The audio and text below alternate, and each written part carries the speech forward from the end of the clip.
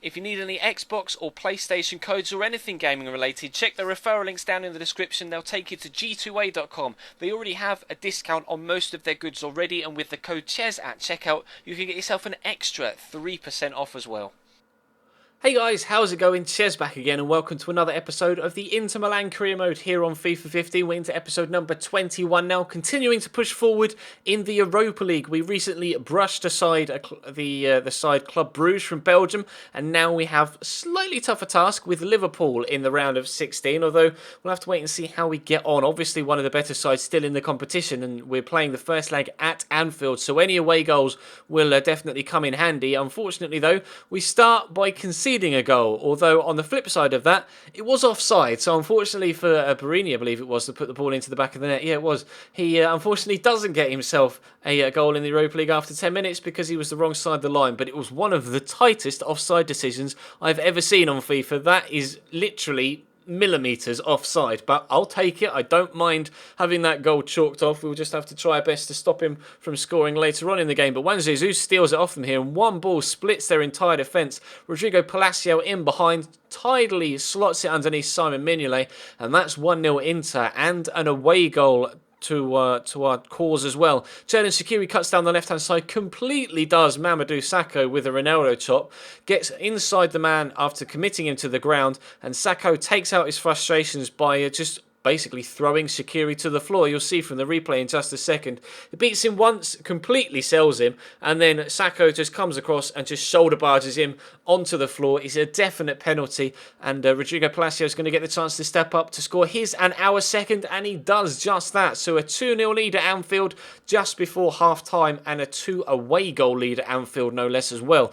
Question was, could we hold out? Or could we, in fact, even build on that and really put the tie to bed? As you can see, Lazar Markovic trying to do the work down the left-hand side. Beats me, all ends up there. Brilliant ball inside to Balotelli as well. Squares it across, and a top finish from Daniel Sturridge pegs us back to 2-1. But we are still in the driving seat and still heavy favourites if the scoreline stays as is. With 20 minutes to go and with 5 minutes to go, we still have that lead intact. But Gerrard wins that header, knocks it down to Coutinho. Yasil finds Daniel Sturridge down the left-hand side. Obviously, one of the fastest players on the game. He seals so much space here, but I did not expect him to go for a shot there at the near post. I expected him to do what Balotelli did earlier on in the half, and I went to cover off the pass, as you can see, with the defender there to make sure he didn't get it to Balotelli.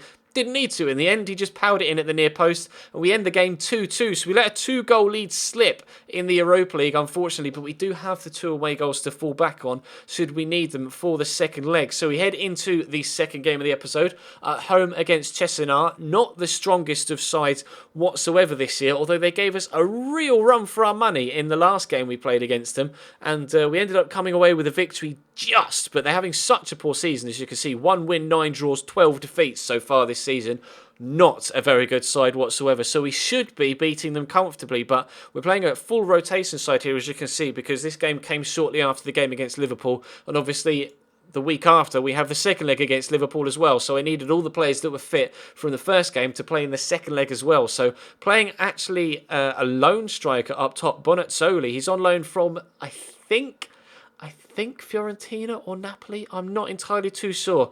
It may even be Lazio, but I haven't used him all season, and I was playing Nagatomo in the centre mid spot with Davide Santon wide left. But as you can see, Podolski's up top. Bonazzoli picks the ball up here. He's left-footed, but that's why he's 64 rated. Not the best of shots, to be completely honest. But Cesena, in the first game we played against them, despite the fact they've been in terrible form this season, gave me one hell of a game. And it was particularly difficult to try and get myself back into the game and get myself a win from that one. But as you can see here, after 20 minutes, they come close at the other end through Del Monte. Jonathan, though, pushing down the right-hand side, trying to get themselves or get ourselves a lead if we can. Great whip. Up goes Bonazzoli again. Closer this time. A better chance. Tipped over the top of the bar by the goalkeeper, though. And Cesena were going to push forward themselves. So it's a pretty end-to-end game, to be fair. Del Monte involved again here, as you can see. Brushes past the tackle of Ranocchia. Going to get the ball squared inside. And they're going to take a shock 1-0 lead after 45 minutes. Although considering the way the first game went, like we say, it's perhaps not a shock lead. Marco Sal gets tackled very well on the edge of the box here. Jonathan, though, picks it up. Podolski is going to get the turn in. 9 times out of 10, Podolski on his left foot. That ends up in the back of the net. This time, it doesn't. I'm not really too sure how he wasn't able to finish that. I was pretty disappointed that he didn't finish that, but Bonazzoli was really impressing here, jumping over that challenge, racing away. Good shot, but a brilliant save down low, and then they are going to get it clear. We're continuing to try and get ourselves back in it. I don't know what it is with Cesena, though. They're like my bogey side. We've got a couple of bogey teams in all of our series so far this season, or on this particular FIFA. On every series, they seem to have one side that I just can't seem to do that well against. And Cesena seem to be that side in this series. I just struggle against them. I don't know why. So you can see we're in stoppage time at the end of the second half here, and Bonazzoli pops up with the most glorious of equalisers. I could not have asked for more from the Aloni. His first start for the club, his first goal for the club. Squad number 97, and he's able to get us a point at home against Cesena in the Serie A. We needed that goal most desperately because, of course, we did pick up a couple of defeats in recent games as well. But we come into the second leg then of the Europa League round of 16 against Liverpool with our 2 away goal lead, I guess you could call it, intact after the 2-2 draw in the first leg. A few other big sides looking like they might go through, like Chelsea with a 3-1 lead over Sevilla at half-time at, between, I guess technically you could call it half-time after the first leg. Dortmund are winning their leg as well, or their tie as well, 2-1 after the first leg. Still a strong side that we're putting out for this one, as you can see. Sissoko at cam, though, rather than the currently injured Freddie Guarin. And Liverpool, again, starting with a very, very strong side with Balotelli and Daniel Sturridge up top, with Fabio Borini, Jordan Ibe up there as well on the left-hand side with Markovic on the right. It's a 3-4-3 or a 3-4-2-1, kind of a Christmas tree formation, but they caused us problems in the first leg, and they were going to cause us problems in the second leg as well. As you can see, we defended very well for the first half, but the first chance of the second half comes here through Martin Skrtel, and the header goes just wide. I actually got a good let-off there because Skrtel really should have put that away. Fabio Borini, though, breaking through, scored a goal in the previous game that got ruled out. Balotelli this time, though, onside, and Liverpool have themselves an away goal back in the 57th minute, and I really didn't want to let them build on that, because if they get a second, we need 2 goals. If we can even lose this game 1-0, we'll not lose this game 1-0. If we can draw this game 1-1, is what I'm trying to say, we'll still go through on away goals. And Mauro Icardi turns inside Martin Skrtel here and gives us that exact scoreline. 2 minutes after they scored, we go up the other end and make it 1-1, 3-3 on aggregate, and our 2 away goals to their 1 away goal mean that currently, as things stand, we're going through. But we scored 2 minutes after they scored. They're going to go back up the other end. Felipe Coutinho completely sells me with that back heel. Sturridge plays it back in.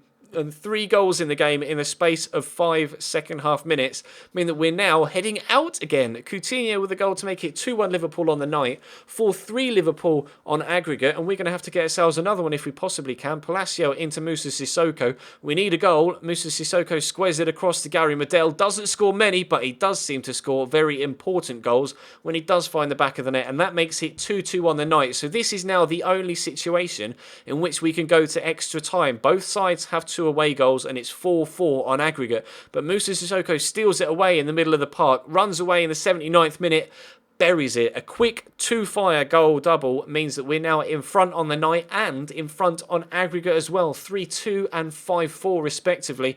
And now we're back in the driving seat, looking like we're going to go through. And again, straight away after we scored that goal, another 2 minutes pass, Shaqiri gets it into Rodrigo Palacio, loads of men over on the far side, so much space for Sissoko to bury the ball and the tie. 4-2 on the night, 6-4 on aggregate. Our Europa League tie against Club Brugge ended up with loads of goals in it as well. 6-4 this time around, 60, 57, 77, 79, 84 the minutes that the goals went in, even 63 for Coutinho's as well that I missed out just there. But as you can see, we win 6-4 on aggregate. Tottenham are through 4-2 as well. Chelsea are through 6-1. Galatasaray are through. Dortmund drew 2-2, so I don't know who's through there. Same with Everton and Sporting. Fiorentina are through, and I couldn't quite see who the other tie was before it disappeared, but it was a definite winner in that one. I think it was 3-2 to one of the 2 sides that have now gone through. But we are still 4th in the table, but we still have a game in hand to get ourselves closer to those top top positions. As you can see, that draw against Cesena unfortunately